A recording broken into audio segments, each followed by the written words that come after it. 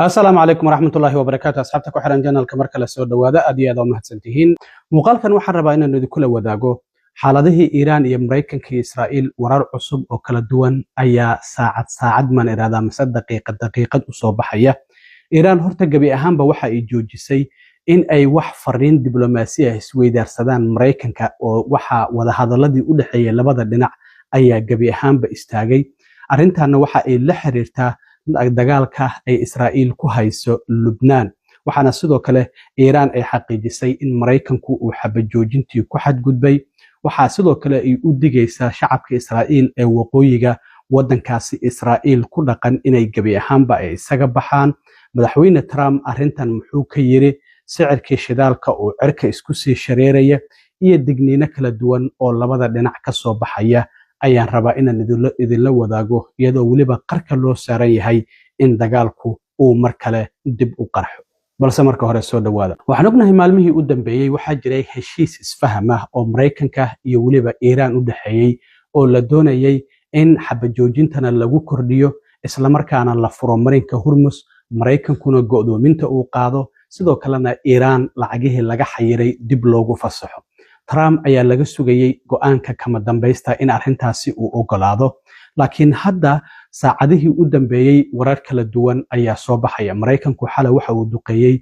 laba jasiirad oo la kala yiraahdo Qasham iyo Krok waxayna xaqiijiyeen inay uga jawaabayeen kadib markii diyaarad drone ah ilaa iyo 4 milyan oo dollar joogta ay Iran soo riday oo biyaha caalamiga ah ay ku soo riday Iran arrintaasina waxay uga jawaabtay in saldhig Mareykanku uu ku lahaa Kuwait ay duqeysay oo waliba sirenka dadka looga digay inay gantaale iyo drone ay soo socdaan shacabka Kuwait ay maqlayeen Mareykankuna waxa uu sheegay inuu gantaaladaasi soo riday isla markaana wax dhibaato ah aysan gaarin ayadoo arrintu halkaasi maraysa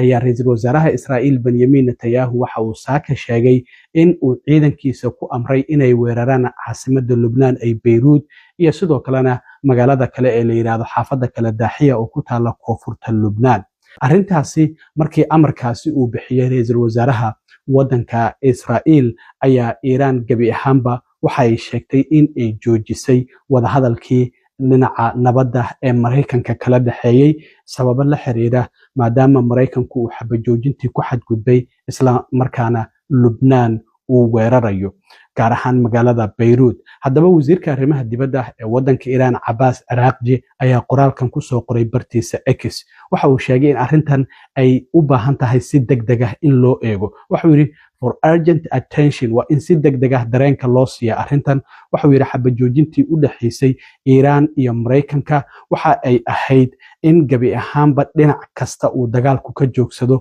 oo Lubnaan ay ku jirto laakiin waxa uu yiri xadgudub kasta oo lagu sameeyo xabajoojinta oo hal dhinac ay sameeyso arrintaasi waxa loo arkayaa in lagu xadgudbay dhamaanba xabajoojintii dhinac kasta waxa uu sheegay Mareykanka iyo Israa'iil ayaa qaadaya mas'uuliyadda iyo caqabada ka dhalata in ay jabiyeen xabajoojintii wasiirka arrimaha dibadda ee wadanka Iran Abbas Araghchi ayaa qoraalkaasi waxa uu ku soo qoray bartiisa X iyadoo sidoo kalena qoraalo kale oo kuwaasi la mid ah ay jireen haddaba Israa'iil waxay tiri shacabka Lubnaan waa inay ka baxaan magaalada Daaxiya isla markaana waxa la arkayay dad fara badan oo qaxaya muddooyinkii ugu dambeeyay hareeraha Lubnaan ayay duqeynaysay Israa'iil ama dagaalka ay Hezbollah kula jirtay laakiin hadda magaaladii Beirut ayay waxay tiri waan duqeynaynaa haddaba sidoo kalena la taliyaha hogaamiyaha sare ee wadanka Iran ayaa isaguna waxa uu sheegay in aysan u dul qaadan karin arrinta Lubnaan ka socota sidoo kalena Ali Abdullah nin la yiraahdo oo madaxa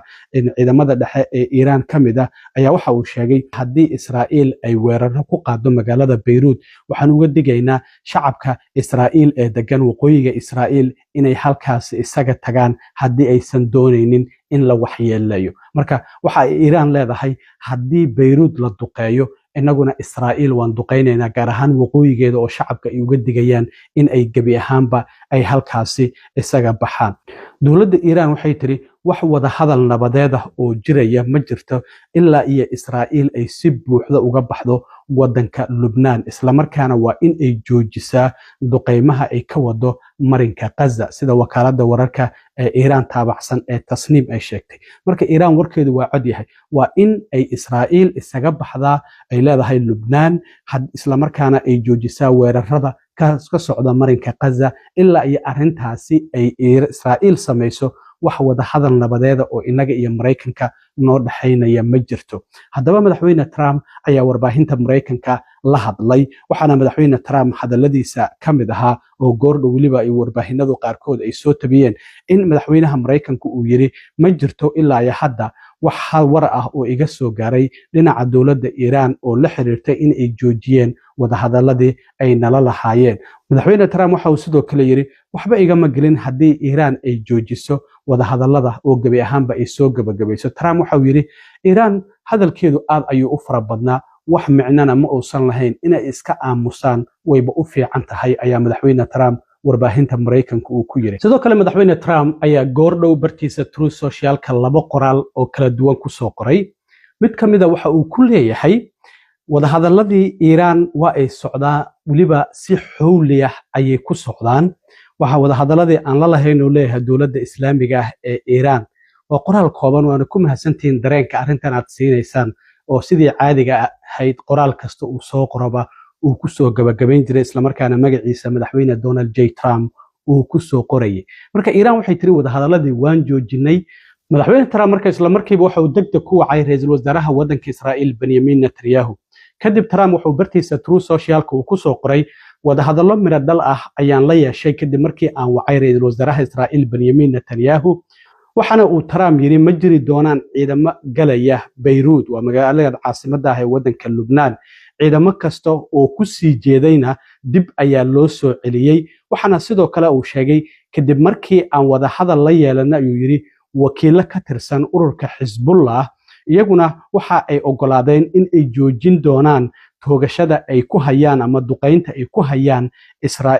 Israa'iilna sidoo kalena dhinaceeda iyaduna waa ay joojin doontaa. marka ma jiri doonaan wax oona duqeyn ah oo Israa'iilna ay geysanayso Xisbullahina ay geysanayaan. marka arrintii ay Iiraan diidanayd oo wada hadaladii Mareykanka ay la lahayd ku joojisay waxa ay ahayd hanjabaadii dowladda Israa'iil ay tiri Beirut ayaan weeraraynaa iyo waliba magaalada Daaxiya. Trump isla markiiba marka waa uu ka jawaabo Netanyahu ayuu wacay waxaana uu sheegay in ciidamadii ku sii jeeday Beirut la soo celin doono Xisbullahina ay ogolaatay inay duqeynta ay joojiso Israa'iilna sidoo kale dhinaceeda ay ogolaatay. marka waxyaabihii Iiraan ay doonaysay already Netanyahu iyo Trump waa ay sameeyeen. marka waxa muuqata in xaaladdu marka ay sidii hore wax iska bedeleen oo laga yaabo in wada hadaladii ay dib u soo laabtaan isla markaana sidoo kale heshiiskii isfahamka oo Mareykanka iyo Iiraan ay wada gaareenna mar kale dib loo saxiixo. marka waan arki doonaa Trump sida muuqata hadalkiisii waa uu bedelay oo markii hore uu dhahayay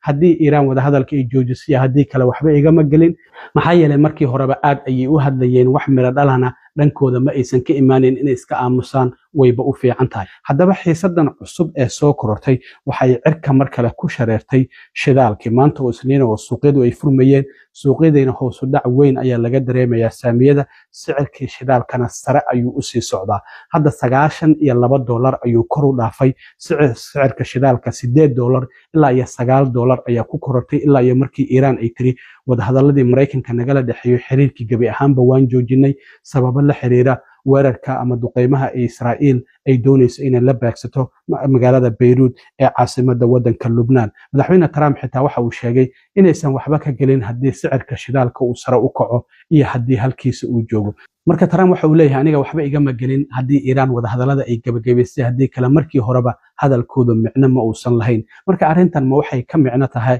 in dagaalkii mar kale uu dib u bilaabanayo. saasaanta hadda muuqata waxaa muuqanaysa in xiriirkii wada hadal ee la doonayay in dagaalkan lagu soo gabagabeeyo uu gabi ahaanba istaago. Trump waxa uu markasta ku celceliyaa ma doonayna Iiraan hub nuclear ah inay yeelato. arrintaasi heshiiska isfahamka oo hadda saxiix marayay oo gabagaba marayay ma aysan ku jirin in dib loo dhigo wada hadalka dhinaca nuclearka. laakiin muhiimaddu waxay ahayd in Iiraan marinka Hormuz ay furto, miinooyinka ay ka saarto, Mareykankuna go'doominta uu saaray Iiraan uu qaado, isla markaana dib la isaga soo laabto waxyaabaha kale. Iiraanna lacagaheeda horey looga xayiray loo fasaxo. marka laakiin xaaladdu hadda waxa ay maraysaa farfar ku taag. saldhigga dhexe ee Mareykankuna waxa uu sidoo kale xaqiijiyay in gantaalada Iiraan ay Kuwait ay kusoo tuurtay ay soo rideen isla markaana waxba aysan ka soo gaarin. marka isku soo waduubo hadda waxaa muuqanaysa in xaaladdu ay cakiran tahay, dagaalkuna inuu dib u qarxo laga yaabo haddii aysan faragelin kale aysan imaanin oo Pakistan iyo wadamadii khaliijka mar kale uusan Trump dhihin way soo waceen amaba waan la hadlay xaba joojintii waan kordhinay waan arki doonaa waxyaabaha ka soo kordha laakiin xaaladdu waa ay cakiran tahay daqiiqad kastana dagaalku mar kale dib ayuu u qarxi karaa waxyaabaha kale ee soo kordha stay tuned aad iyo aad u mahadsantiin asxaabta intaan mar kale kulmi doono nabadgelyo